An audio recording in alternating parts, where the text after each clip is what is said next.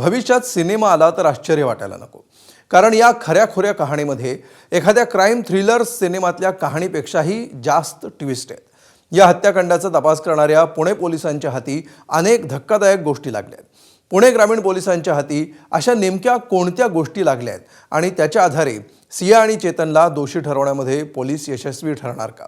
बघूया आमचे प्रतिनिधी मंदार गोंजारी आणि मिकी घाई यांचा हा स्पेशल रिपोर्ट। सिया गोयल आणि चेतन चौधरी या जोडगोळीची आता नव्यानं ओळख करून देण्याची गरज नाही। लोहगड मर्डर म्हणजेच 18 जूनला झालेल्या केतन अग्रवाल हत्या प्रकरणी या प्रेमी युगुलाचं नाव गल्लीपासून दिल्लीपर्यंत चर्चेत आहे। मात्र सिया आणि चेतन यांचं नातं एकमेकांचे गर्लफ्रेंड आणि बॉयफ्रेंड इतकंच मर्यादित आहे की त्या पलीकडचं आहे? हा प्रश्न उपस्थित करण्याचं कारण म्हणजे तपासादरम्यान पोलिसांच्या हाती लागलेले काही व्हॉट्सॲप चॅट्स।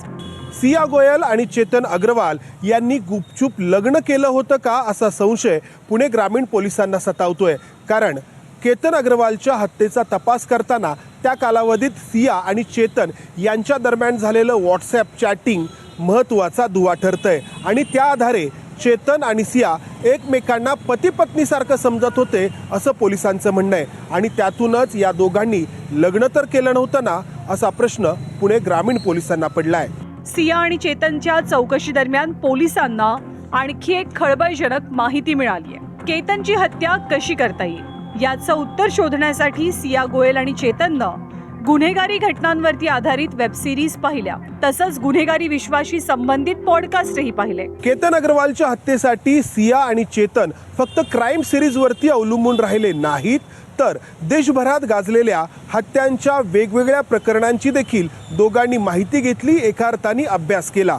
त्या प्रकरणांमधले आरोपी कोणत्या चुकांमुळे पकडले गेले आणि आपण कोणती खबरदारी घ्यायला हवी याची माहिती देखील दोघांनी मिळवली होती असं पोलीस तपासात समोर आलंय। हत्येसाठी चाकू किंवा तत्सम शस्त्र वापरलं तर पकडले जाऊ अशी जास्त शक्यता असते असा निष्कर्ष आरोपींनी काढला। सोबतच हत्येनंतर शस्त्र नष्ट करण्याचं किंवा लपवण्याचं सुद्धा आव्हान असतं। त्यामुळे सिया आणि चेतननं केतनच्या हत्येसाठी त्याला लोहगडावरनं ढकलून देण्याचा निर्णय घेतला का या प्रश्नाचं उत्तर शोधण्याचा पोलीस प्रयत्न करतात। आणि त्याचसाठी सिया आणि चेतन यांच्यातील मोबाईल चॅटिंग, कॉल रेकॉर्ड्स आणि लोकेशन ट्रेसिंग यासारख्या तांत्रिक बाबींकडे आता पुणे पोलिसांनी विशेष लक्ष द्यायला सुरुवात केली आहे।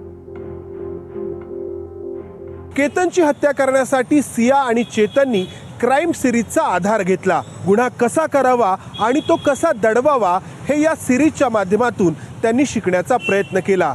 पण ते या क्राईम सिरीजचा शेवट पाहायला कदाचित विसरले असावेत, कारण प्रत्येक क्राईम सिरीजचा शेवट हा गुन्हेगार कितीही चालाक जरी असला तरी तो कसा पकडला जातो इथपर्यंत येऊन थांबतो।